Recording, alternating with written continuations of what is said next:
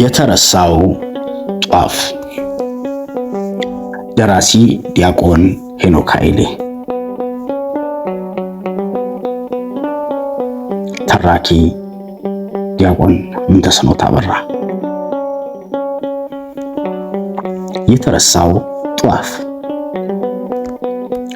ሕዝበ ክርስቲያኑ ክፉኛ ተደናግጧል። ሁሉም የሚይዝ የሚጨብጠውን አጥቷል። እናቶች ደረታቸውን ይደቃሉ። እንባቸውን እያዘሩ ሲወድቁ ሲነሱ ለሚመለከታቸው ልብን ይሰብራሉ። ወጣት ወንዶች በቁጭት ጥርሳቸውን ነክሰው ከወዲያ ወዲህ ይንቆራጠጣሉ። ሴቶቹ ደግሞ ደጋግመው ወደ ሰማይ አንጋጠው እያዩ ራሳቸውን ይነቀንቃሉ። ድንጋጤ የፈጠረውን ግርግር አስተውሎ ለሚያየው በራሱ ሌላ ትርኢት ነው። የአካባቢው የጸጥታ አስከባሪዎች ባልተረጋጋ ሁኔታ ላይ ቢሆኑም ሰውን በማረጋጋት የሥራ ኃላፊነታቸውን ለመወጣት ይታገላሉ።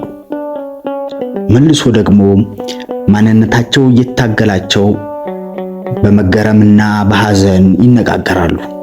ከድንጋጤው ያልተረጋጋው የሀገሬው ሰው አዲስ መረጃ ባይኖረውም የሰማውን ጥቂት ወሬ አንዱ ጠያቂ አንዱ መልስ ሰጪ የሆነ እየደጋገመ ይነጋገራል።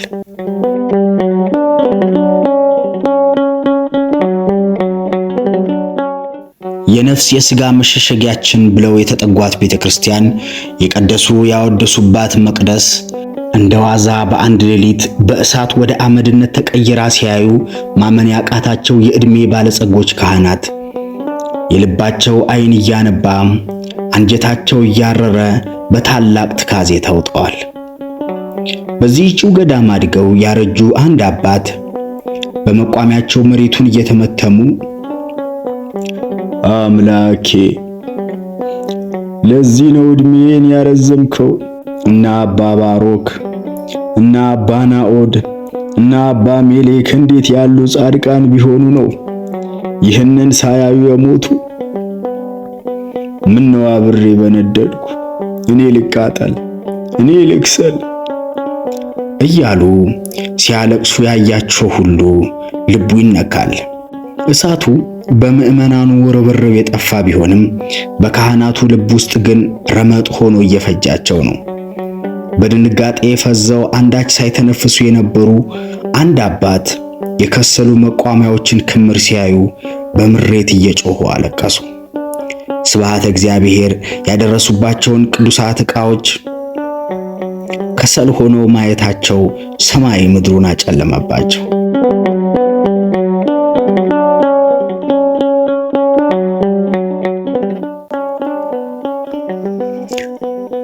ቃጠሎ ንዋያተ ቅድሳቱን ከማውደሙ በላይ ለብዙ መቶ ዓመታት የቆዩ ጥንታውያን የብራና መጻሕፍት፣ የነገሥታት ዘውዶች፣ ተዘርዝረው የማያልቁ የታሪክ አሻራዎች አብረው ወድመዋል።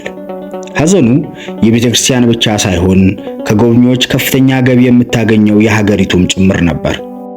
አንድ የብራና መጽሐፍ ለማዘጋጀት የብዙ ፍየሎች ቆዳ ተሰብስቦ በብዙ ሂደት ውስጥ አልፎ ቀለሙም ለማዘጋጀት ብዙ ቅጠላ ቅጠሎች ተፈልገው በጥንቃቄ ተቀምመው የጽሕፈት ሊቃውንትም አንዱን መጽሐፍት ለዓመታት አቀርቅረው ጽፈው ነው።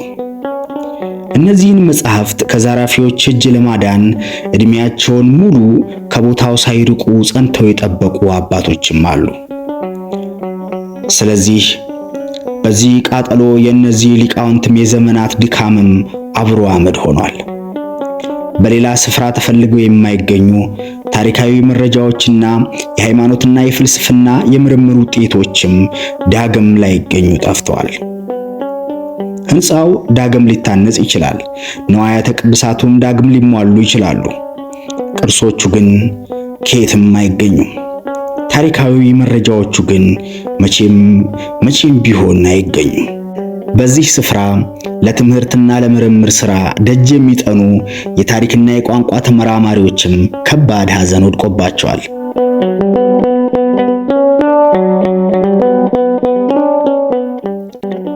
አባ ኤርምያስ የተባሉ መነኩሴ እንደ ሌሎቹ አበው አላለቀሱም። ሁሉንም ሰው ባስገረመ መንገድ የቃጠሎ አመድ በግንባራቸው ላይ ተቀብተው ዓይናቸው በቁጣ ቀልቶ በአመዱ መካከል ይመላለሳሉ። ጭሱንና ረመጡን ሳይፈሩ እያገላበጡ አንዳች ነገር ይፈልጋሉ። ምናልባት ሕሊናቸው ተነክቶ ይሆን በሚል ካህናቱ ከጸጥታ አስከባሪዎች ጋር ተባብረው ሊያስቆሟቸው ሞከሩ። እርሳቸው ግን ማንንም አላስጠጉም። የተረሳ ጧፍ እያሉ ሳግ እየተናነቃቸው ራሳቸውን ይነቀንቃሉ።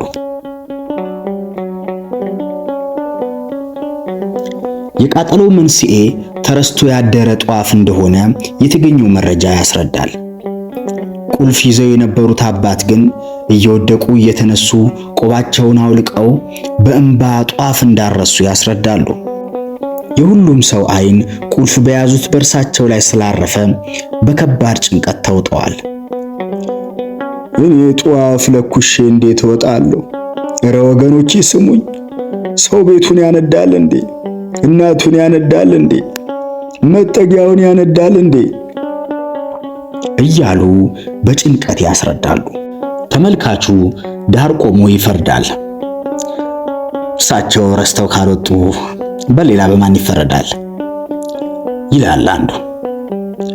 ኧረ ተው ቸኩለህ አትፍረድ፣ እንዴት እንደሚያለቅሱ አታያቸውም?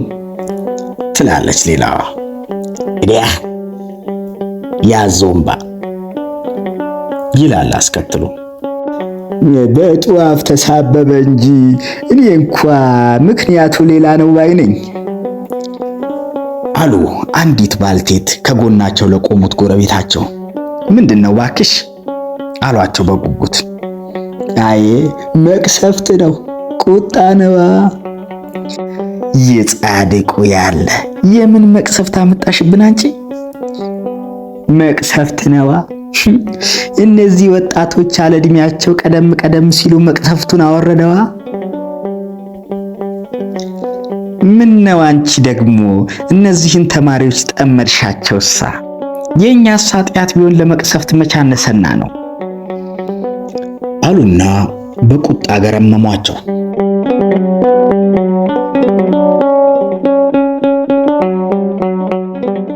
ሰው እርስ በርሱ እንዲህ ይነታረካል።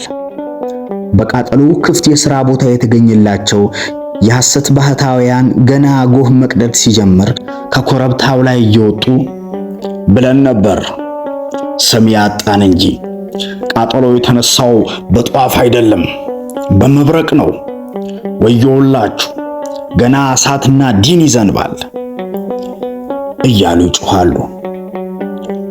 የዋሃን እናቶች ከቧቸው ለዚህ አስደንጋጭ ስብከት ከንፈር በመምጠጥ ተሰጥኦ ይመልሳሉ። መናፍቃን ደግሞ በሥራ ተጠምደዋል። እውነት የእግዚአብሔር ቤት ከሆነ እንዴት ይቃጠላል? ኃይል ካለው እንዴት እሳቱን አላጠፋውም? እያሉ ያልተማሩትን ነፍሳት ያጠራጥራሉ። የአባ ኤርምያስ የሰቆቃ ጩኸት እየበረከተ መጣ። እሳት እንዴት ብረትን ያጠፋል? እሳት እንዴት ወርቅን ወደ አመድነት ይቀይራል? የነገሥታቱ ዘውድ የታል? ወርቁስ የታል? የብራና መጻሕፍቱስ ቅሪት የታል? የወርቅና የብራና መስቀሉስ እሳት ይህን ሁሉ እንዴት ያጠፋል? እሳት ይለበልባል እንጂ እንዴት ከቶውኑ ጨርሶ ያጠፋል? የተረሳ ጧፍ በፍጹም አልቀበልም እያሉ ይጮኻሉ።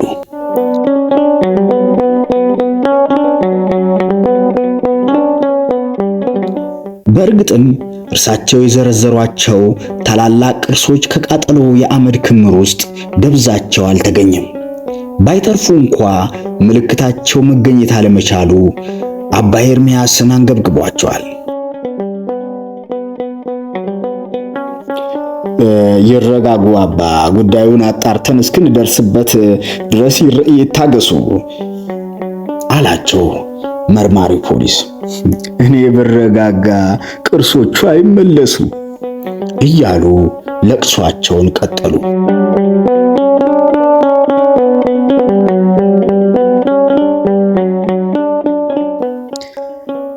ይህንን አሳዛኝ ክስተትና ግርግር ከሌሊት አንስቶ እስከ ረፋዱ ድረስ በንቃት ሲከታተል የነበረው በቃሉ የአባ ኤርምያስን አቤቱታ ሲሰማ ቀስ ብሎ ከግርግሩ መካከል ወጥቶ ወደሚያገለግልበት ደብር አቀና። ሌሊቱን እሳቱን በማጥፋትና ካህናቱን በማረጋጋት ሲራዳ የነበረው እርሱ ላለበት ደብር ጎረቤትና ጥንታዊ ለሆነችው ገዳም አዝኖ ብቻ አልነበረም። በዚህች ገዳም የነበረ የሥራ ጓደኛው የፈጸመውን ክፉ ተልእኮ ለማየትና ልምድ ለመቅሰምም ጭምር እንጂ። እሱም ከሚያገለግልበት ጥንታዊ ገዳም ብዙ ጥንታውያን ቅርሶችን ዘርፎ ከሸጠ ሰንበትበት ብሏል። የቀረው ተግባር ነገሩ ይፋ ከመውጣቱ አስቀድሞ መፍትሄ ማዘጋጀት ነው። መፍትሄውም የታወቀ ነው። ጧፍ መርሳት። ወስብሐት ለእግዚአብሔር።